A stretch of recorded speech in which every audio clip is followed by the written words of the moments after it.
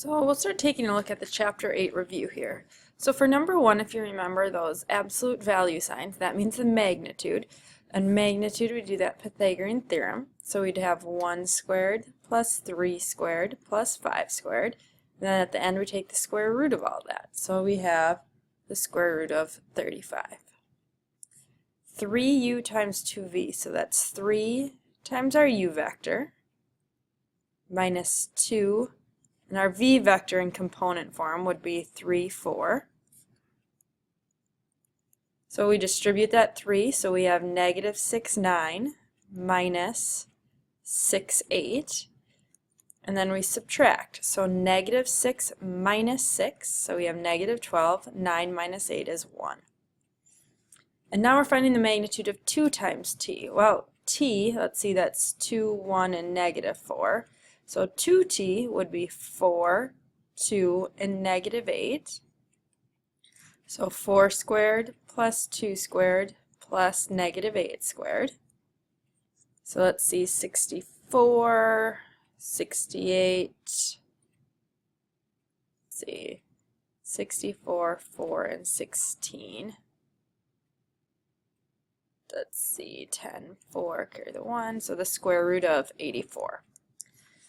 Number 4, 7 times our u vector. Well, 7 times our u vector would be negative 14 and 21 divided by the magnitude of our u. So that would be the square root of negative 2 squared plus 3 squared. So we have negative 14 and 21 divided by square root of 13. And you could leave it like this, or you could divide each of those by 13. So negative 14 divided by root 13, and whoops, not a fraction line there, and our y component would be the square root of 1 divided by root 13. So you could have either one there. And this is supposed to be part of the square root symbol. So w times t, so we have 1, 3, 5 times t, 2, 1, negative 4. And if you remember, this means the dot product. So 2 times 1 plus 3 times 1 plus 5 times negative 4. So 2 plus 3 minus 20. Our dot product is negative 15. So on to this bottom part here. We're asked to find the angle between W and T. So what did we have? W was 1, 3, 5. So this vector is 1, 3, and 5. And T is 2, 1, and negative 4. So that means this vector in between them, we're trying to find this angle here. Our vector in between would be 1, negative 2, and negative 9. And so now if we find the magnitudes of each side, 1 squared plus 3 squared plus 5 squared, so this would be the square root of 35. 2 squared plus 1 squared plus negative 4 squared. 16 plus 5, the square root of 21. And here we have 1 squared plus negative 2 squared plus negative 9 squared. So 81, 85, the square root of 86. And so now we need to set up using the law of cosines. The square root of 86 squared, 35 squared, plus 21 squared, minus 2 root 35 root 21 times the cosine of x. So now we have 86 equals 35 plus 21 minus 2 root 35 root 21, the cosine of x. You can combine these together. So 86 equals 56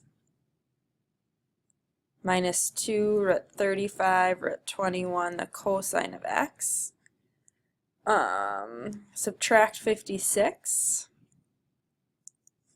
So now we have 30 equals negative 2 root 35 root 21, the cosine of x. And we'll divide by this, negative 2 root 35 root 21.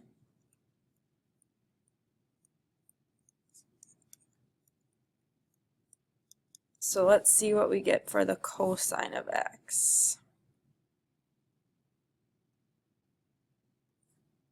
So we had 30 divided by -2 times 35,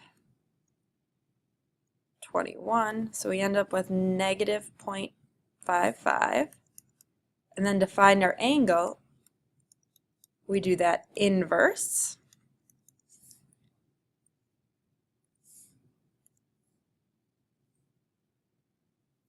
So 124 degrees. And then the last one on these page are U and S perpendicular. So U, -2, 3, and S, 1, -7. Well, to find perpendicular, we need to do the dot product. So -2 times 1, 3 times -7. So -2 minus 21 is -23. So no, the dot product is not 0.